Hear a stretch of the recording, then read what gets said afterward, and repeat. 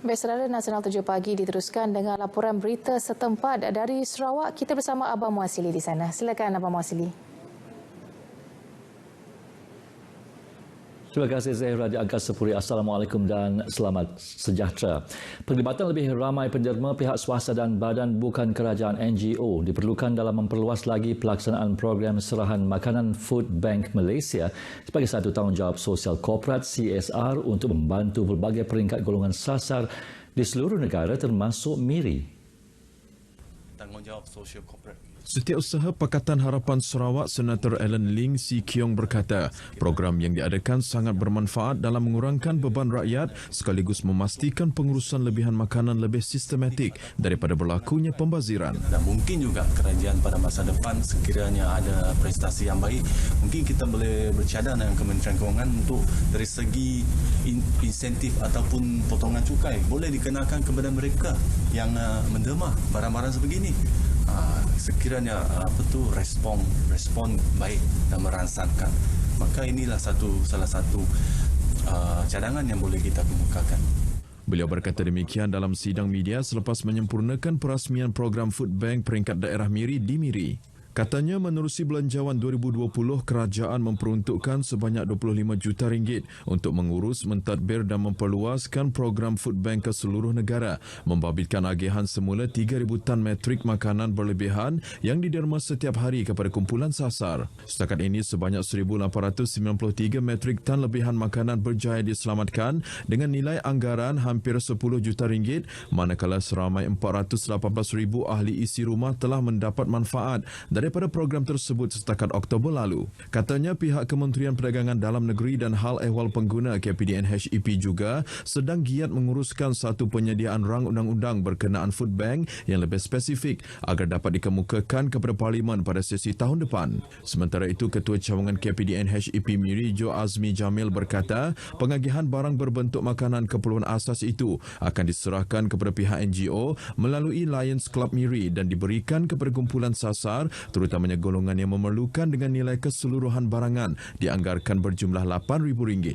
Pihak yang ingin menderma barangan makanan di bawah inisiatif program Food Bank boleh berhubung terus dengan KPDN HEP MIRI untuk maklumat lanjut.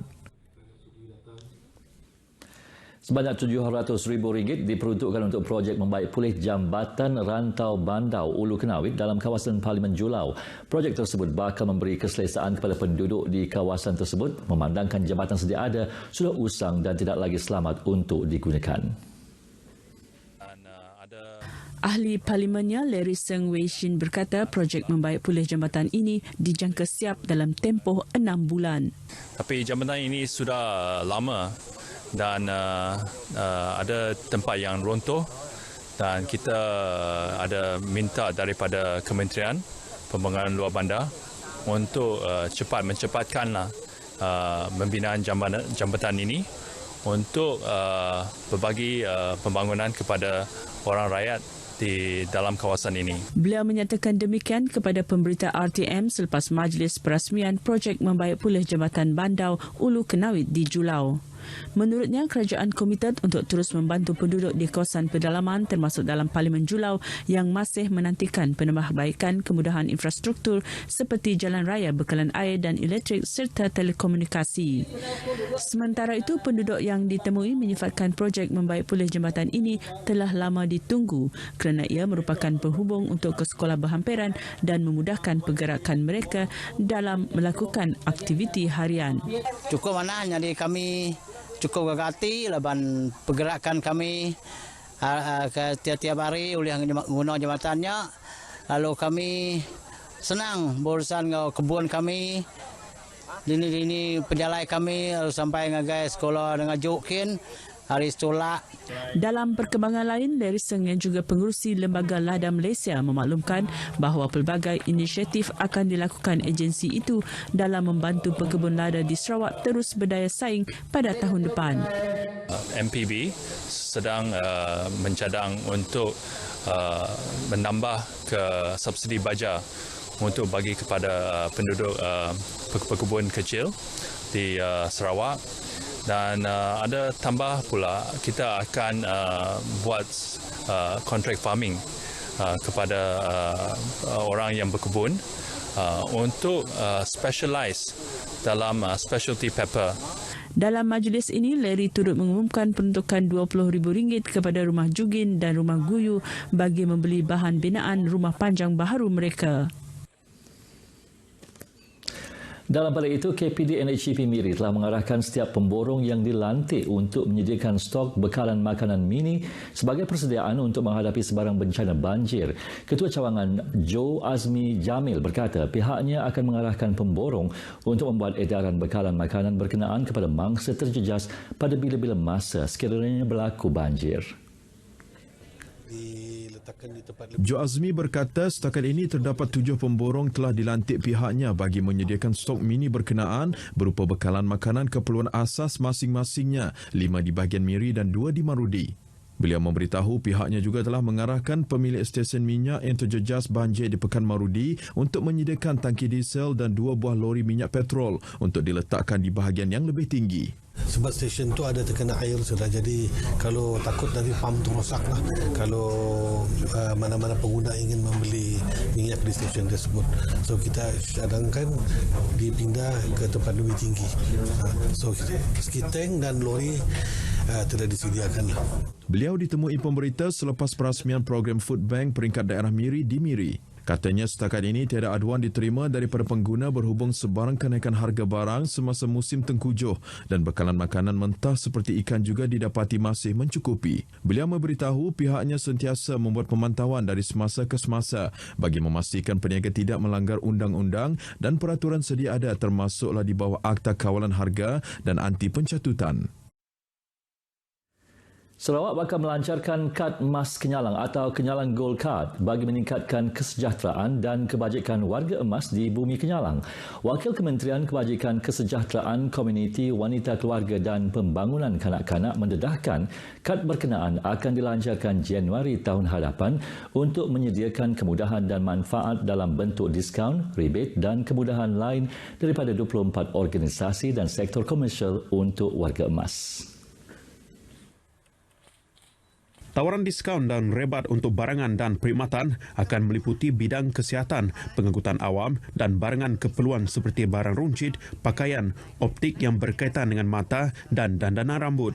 Menyatakan demikian dalam sidang media di Kuching, wakil kementerian tersebut memaklumkan warga negara Malaysia dan merupakan pemegang kad pengenalan berstatus K, residen tetap serta berusia 60 tahun dan ke atas pada atau selepas 1 Januari 2020 layak untuk memohon kad emas Kenyalang itu. Permohonan kad tersebut akan diurus oleh Jabatan Kebajikan Masyarakat dengan peruntukan RM24.4 juta setahun. Setakat tahun ini, terdapat lebih 300,000 populasi warga emas di Sarawak. Ekoran keadaan cuaca yang tidak menentu, pasukan askar wataniah di Sarawak kini dalam keadaan bersedia terlibat dalam sebarang operasi kemanusiaan. Komander Regimen 511 Askar Wataniah, Brigadier Jeneral Abang Muhammad Abang Marzuki berkata, walaupun pasukan Angkatan Tentera Malaysia sentiasa bersiap siaga bagi tujuan itu, askar wataniah menjadi pelengkap dan mempunyai aset luar jangkauan pasukan penyelamat. Yang kita rasa Mengambil contoh di Simunjan, pihaknya mempunyai satu kem yang bersedia untuk digerakkan pada bila-bila masa. Brigadier Jeneral Abang Muhammad ditemui pemberita RTM selepas mengadakan kunjungan hormat ke atas Ketua Menteri, Datuk Patinggi Abang Johari Tun Openg merangkap penaung jawatan kuasa pendukung Askar Wataniah JKPAU Negeri Sarawak di pejabatnya di Kuching. Kunjungan hormat itu bagi membincangkan hala tuju pasukan Askar Wataniah di negeri ini selain isu-isu keselamatan yang lain. Kalau kita lihat sekarang lah yang sekarang berlaku. Penjawat awam digesa memahami makna integriti dan mengamalkannya dalam urusan kerja seharian bagi mengelakkan mereka terlibat dengan gejala salah laku yang boleh mengundang padah. Penolong kanan penguasa Suruhanjaya Pencegahan Rasuah Malaysia SPRM Cawangan Limbang, Muhammad Haznim Hasim berkata, amalan rasuah dan salah guna kuasa antara isu utama yang perlu dibenteras secara habis-habisan. Muhammad Hasnaim berkata, rasuah dan salah guna kuasa juga perlu dibanteras bukan sahaja dalam penjawat awam, malah seluruh masyarakat. Ujarnya, pihak SPRM mengutamakan usaha memberi kesedaran kepada penjawat awam tentang bahaya amalan sedemikian yang berupaya meruntuhkan masyarakat dan negara. Kita bertindak dalam menyampaikan kesedaran kepada penjawat awam berkenaan dengan pentingnya integriti dalam membela negara bangsa. Dan sekarang ini kita menuju ke arah Malaysia baru dan juga penjawat awam terutamanya perlu sedar apakah kepentingan integriti. Menurut beliau lagi, amalan no gift policy iaitu melarang penjawat awam menerima sebarang hadiah atau ganjaran yang mempunyai kepentingan buat jabatan dilihat sebagai langkah tepat dalam membendung sebarang pelakuan aktiviti tidak sihat. Jelasnya lagi, sekiranya penjawat awam meletakkan keikhlasan dan kejujuran dalam semua perkara, soal integriti tidak akan timbul. Beliau ditemui pemberita pada program Jelajah Integriti Siri 2 2019 peringkat daerah Limbang di Dewan Bunga Raya Limbang. Program sehari itu telah dihadiri lebih 200 peserta melibatkan penjawat awam persekutuan dan negeri selain penglibatan masyarakat setempat. Di Bintulu, sebuah program suntikan vaksin anti-rabies secara percuma untuk anjing akan diadakan hari ini. Menurut Pegawai Veterina bahagian Bintulu, Dr. Naziah Muntil, program bermula pukul 9 pagi hingga 4 petang itu berlangsung di Dewan Balai Raya Rancangan Perumahan Rakyat Sungai Pelan, Bintulu. Menerusi kenyataan media, Dr. Naziah menyeru pemilik anjing yang belum mendapatkan suntikan anti-rabies bagi anjing mereka agar mengambil peluang terhadap program percuma tersebut.